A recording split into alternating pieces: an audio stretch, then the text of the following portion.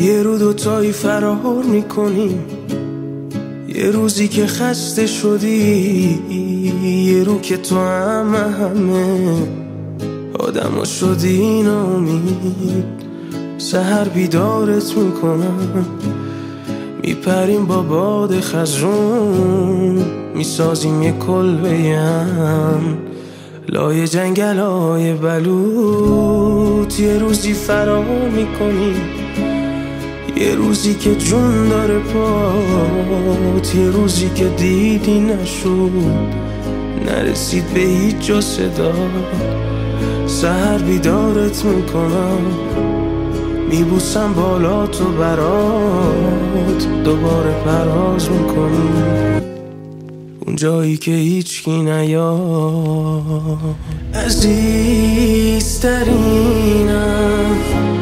شبونه میرسیم، بیا که فردا به خونه میرسیم. عزیزترینم شبونه میرسیم، بیا که فردا به خونه میرسیم.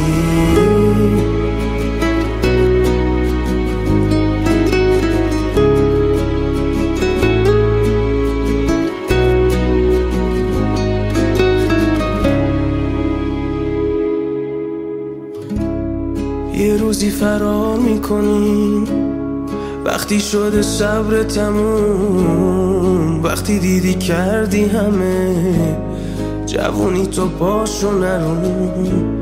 سحر بیدارت میکنم، بهت میدم خورشید و نشون، میدونم راه دوره و سخت، میخریم سختیشو به جون. یه روزی فرار میکنیم، یه روزی که قلبت سرد، وقتی دیدی هیچ احدی واسه زخمات کاری نکرد. سحر بیدارت میکنم، را میافتیم بی چمتون، نوبت ما هم میرسه، صبح میشه ما هم شبمون. عزیزترینم شبونه میرسیم، بیا که فردا به خونه میرسیم.